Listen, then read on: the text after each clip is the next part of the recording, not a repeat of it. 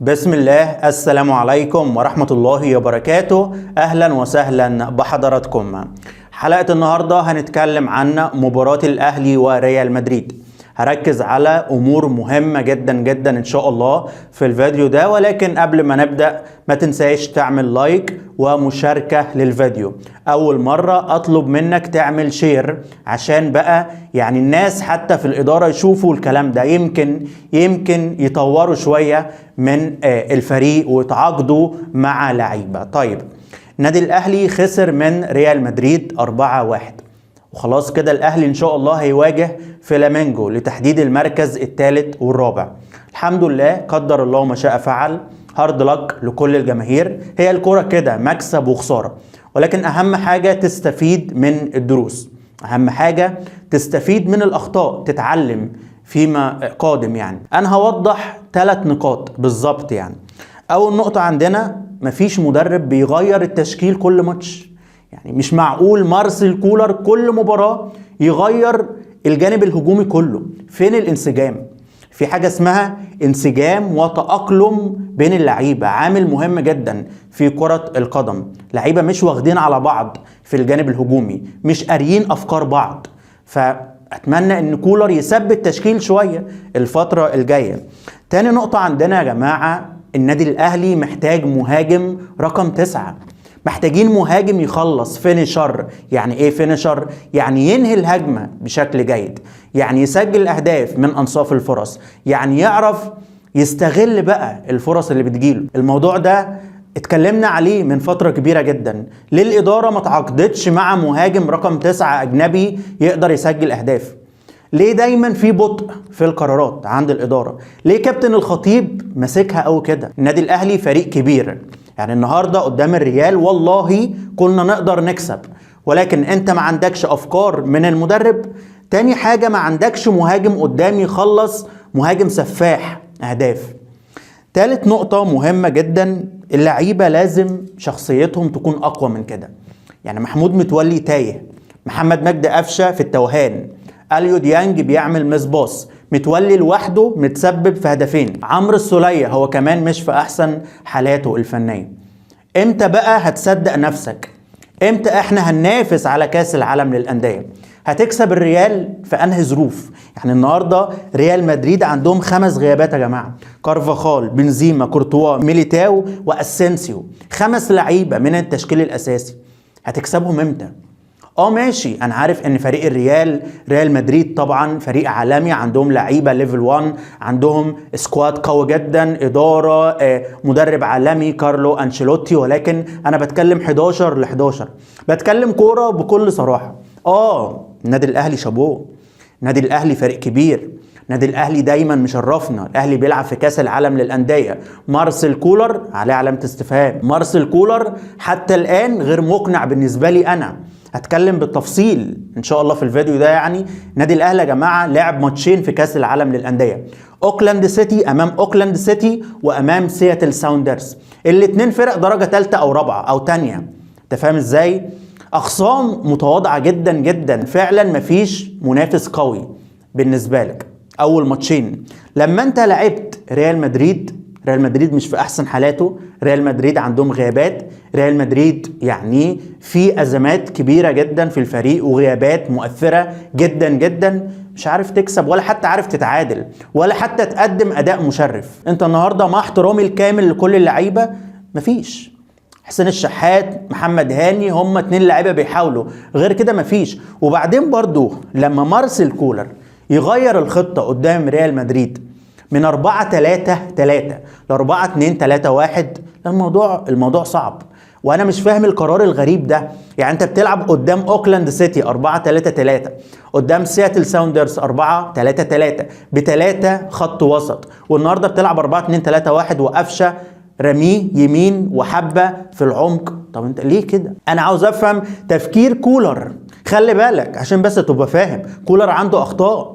لا، ما انا مش هرمي كل حاجه بقى مش عارف تمثيل مشرف واللعيبه تشكر لا، ما انا مش هرميها مش كل مره. لا، انا امتى هنافس؟ ما انا بتكلم كوره. هتقول لي ريال مدريد ايه يعني يا عم؟ ريال مدريد يا جماعه مش يخوف قوي، مش مرعب للدرجه دي. كنا ممكن حتى نخسر 1 أو 2، مش 4-1، مش 4-1. وبعدين برضو لما نتكلم عن اللاعب سيرجيو أريبياس كالفو اللي هو نزل في الدقيقة الأخيرة وسجل هدف من أول لمسة، عنده 21 سنة. أريبياس ده 21 سنة ونزل سجل هدف فيك. برضو لما اتكلم عن الهدف الثالث للريال من خلال رودريجو طبعا لاعب كويس ولكن مش مرعب قوي. انا شفت الهدف ده زعلت، يعني بتفرج على الماتش زعلان. لعيب الريال بيتلاعبوا بلاعيب النادي الاهلي، انت فاهم ازاي؟ حته كعب وحته ترقيصه وحته مش عارف تفرشه ايه يا جماعه؟ ايه ده؟ انتوا لعيبه كبار، انتوا لعيبه دوليين بجد. شخصيه النادي الاهلي ما حضرتش، اقسم بالله انا بتفرج زعلان.